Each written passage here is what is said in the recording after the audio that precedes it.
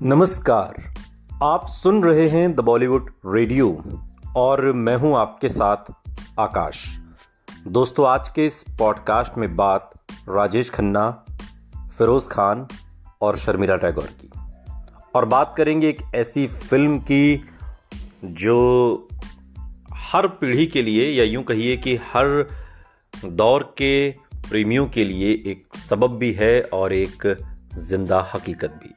लेकिन साथ ही बात फिरोज खान की होगी, उनकी उस ठसक की बात करेंगे जो राजेश खन्ना को रास नहीं आई, या यूं कहिए कि फिरोज खान का जो अंदाज था वो राजेश खन्ना को परेशान तो करने लगा था। लेकिन उससे पहले चूंकि एक छोटा सा किस्सा राजकुमार का भी है जुड़ा हुआ फिरोज खान के साथ। एक फिल्म की शूटिंग चल रही थी और उस फिल्म में फिरोज खान और राजकुमार दोनों साथ में थे। अब राजकुमार की अपनी ठसक थी, उनका एक अंदाज था। सीनियर एक्टर तो थे ही और वो जूनियर को जूनियर ही समझते थे, और फिरोज खान नए थे इंडस्ट्री में, लेकिन उनके अंदर का जो ठसकपन थी, जो बेबाकी थी, उससे राजकुमार इतने प्रभावित हुए कि एक बार किसी बात पर कर्रा सा जवाब जब फिरोज खान ने राजकुमार को दिया तो सारी यूनिट सन्न रह गई और सबको लगा कि अब इस फिल्म में फिरोज खान काम नहीं कर पाएंगे। लेकिन पलटकर राजकुमार ने फिरोज खान से कहा कि ये ठसक यूं ही बनाए रखना, मैं भी ऐसा ही। और ऐसा ही कुछ राजेश खन्ना के साथ हुआ। अब सोचिए, जब ये दोनों सुपरस्टार एक साथ किसी फिल्म में काम करें तो क्या हाल रहा होगा। क्योंकि राजेश खन्ना की तरह फिरोज खान भी अपने आगे किसी को कुछ समझते नहीं थे। आपको बता दें कि इन दोनों सुपरस्टारों ने करीब 3 बार एक साथ फिल्मों में काम किया था। हालांकि उन फिल्मों में राजेश खन्ना ही हमेशा लीड एक्टर रहे और फिरोज खान हमेशा सेकंड लीड एक्टर के तौर पर देखे गए। हालांकि जब फिल्म रिलीज हुई तो राजेश खन्ना की तरह फिरोज खान को वाहवाही मिली, और ऐसा ही एक बार इन दोनों सितारों का आमना सामना एक फिल्म में हुआ था। लेकिन शूटिंग के दौरान राजेश खन्ना ये भांप गए थे कि उन पर फिरोज खान काफी भारी पड़ने वाले हैं।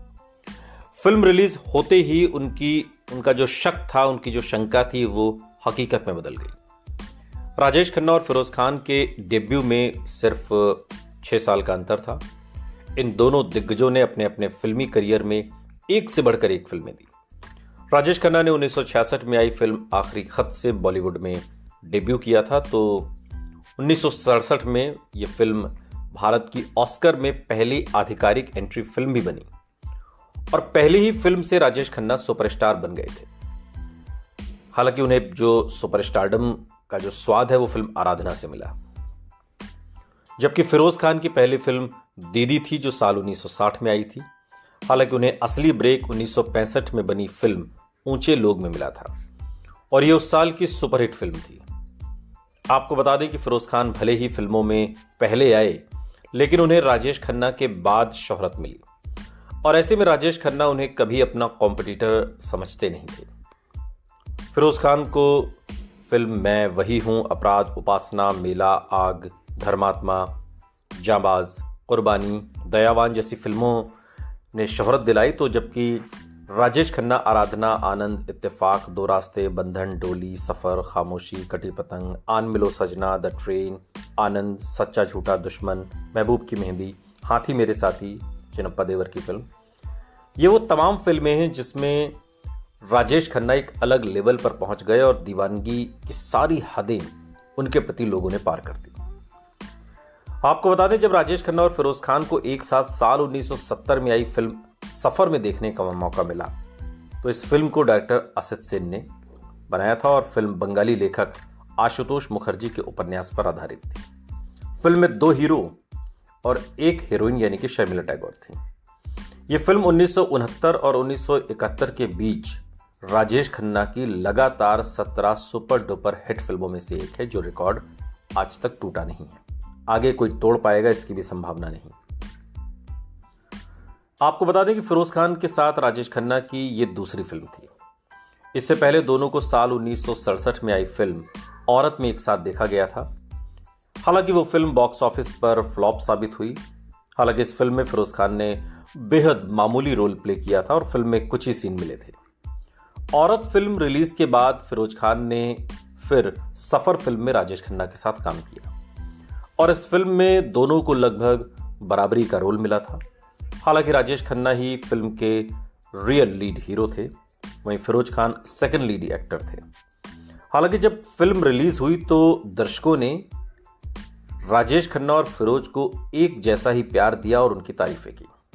और जब सफर फिल्म बनकर तैयार हुई तब राजेश खन्ना इस बात से नाराज थे कि फिरोज खान फिल्म के लिए उतनी ही वाहवाही उन्हें कैसे मिल रही है जितनी उन्हें मिली है, क्योंकि साल 1970 में राजेश खन्ना सुपरस्टार बन गए थे।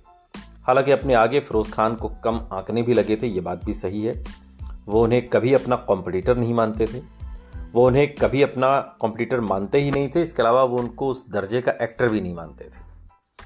हालांकि वो कुछ कर नहीं सके, इसलिए उन्होंने इग्नोर करना शुरू कर दिया, और क्योंकि वो उस समय ज़्यादा कुछ कर भी नहीं सकते थे। जब फिल्म का शुरुआती ट्रायल दिखाया गया तो फिरोज खान की खूब तारीफें हुई। आदमी और इंसान के बाद ये दूसरी बार था जब हैंडसम फिरोज खान को सेकंड लीड रोल में देखा गया, और ये सब कुछ देखकर राजेश खन्ना बहुत अपसेट हो गए। हालांकि उन्होंने समझदारी से उस दौर का सामना किया और कुछ कहा तो नहीं, लेकिन वो जो चिलमिलाहट थी वो उनके चेहरे पर उस दौर के मीडिया ने बखूबी पढ़ी और लिखा भी। सफर फिल्म इसलिए महत्वपूर्ण है क्योंकि ये दो अलग अलग मिजाज के प्रेमियों की फिल्म है, और दोनों की इसमें मौत हो जाती है। ऐसा इस फिल्म को अगर आपने देखा हो तो आपको पता चलेगा। साल 1970 में बनी हिंदी भाषा की फिल्म, इसका निर्देशन आसित सेन ने किया और ये बंगाली लेखक आशुतोष मुखर्जी के उपन्यास पर आधारित है। फिल्म में अशोक कुमार, राजेश खन्ना, शर्मिला टैगोर और फिरोज खान लीड रोल में हैं। और दो नायकों वाली फिल्मों की मर्यादा और अंदाज को उनकी 15 एकल हिट फिल्मों में गिना गया इस फिल्म को, जो 15-17 सुपर डुपर हिट फिल्में आई। फिल्म की कहानी क्या है? फिल्म एक मरीज को बचाने के लिए सर्जन डॉक्टर नीला यानी कि शर्मिला टैगोर के हताश प्रयास के साथ शुरू होती है। वो जानती हैं कि वो जीवित नहीं रह पाएगा, और वो डॉक्टर चंद्रा यानी कि अशोक कुमार के मार्गदर्शन में काम करती हैं। कहानी एक फ्लैशबैक में जाती है। नीला मेडिकल कॉलेज में अविनाश यानी कि राजेश खन्ना से मिलती हैं और शुरुआती गलतफहमी के बाद उसके करीब आ जाती हैं। अविनाश एक गरीब आदमी है जो मेडिकल कॉलेज में पढ़ता है, वो पेंट भी करता है, और नीला को पता चलता है कि उसकी ज़्यादातर पेंटिंग उसकी ही हैं। हालांकि वो नीला की बहुत प्रशंसा करता है, लेकिन वो कभी भी प्यार या शादी की बात नहीं करता। हर कोई सोचता है ऐसा वो अपनी वित्तीय स्थिति के कारण नहीं करता, लेकिन ये बाद में पता चलता है कि उसे कैंसर है। नीला फाइनेंशियल इश्यूज की वजह से एक ट्यूटर के रूप में काम करना शुरू कर देती है, जहां वो अपने छात्र के बड़े भाई बिजनेसमैन शेखर कपूर यानी कि फिरोज खान से मिलती है। शेखर उसकी प्रशंसा करता है और बाद में उसके बड़े भाई कालिदास आईएएस जौहर से शादी में उसका हाथ मांगता है। शेखर अविनाश से मिलता है जो उसे स्वीकार करता है। नीला समझ जाती है कि अविनाश का उससे शादी करने का कोई इरादा नहीं है, इसलिए वो शेखर से शादी करने के लिए राजी हो जाती है। वो कुछ समय खुशी से बिताती है, लेकिन शेखर को लगता है कि नीला उससे उतना प्यार नहीं करेगी जितना वो उससे प्यार करता है। व्यापार में नुकसान का सामना करते हुए वो नीला की सहानुभूति की उम्मीद करता है, लेकिन उसे वो नहीं मिलती। इसके अलावा नीला नियमित रूप से अपने भाई के घर जाती है, जहां अविनाश अक्सर आता जाता था। शेखर धीरे धीरे नीला और अविनाश पर शक करने लगता है और अपने छोटे भाई से उनकी जासूसी करने के लिए कहता है। बाद में उसे एक प्रेम पत्र मिलता है, लव लेटर, जिसे अविनाश ने सिर्फ मनोरंजन के लिए नीला की लिखावट में लिखा था। शेखर सोचता है कि नीला ने ये लिखा है, वो उसे अपने से मुक्त करना चाहता है और खुदकुशी कर लेता है।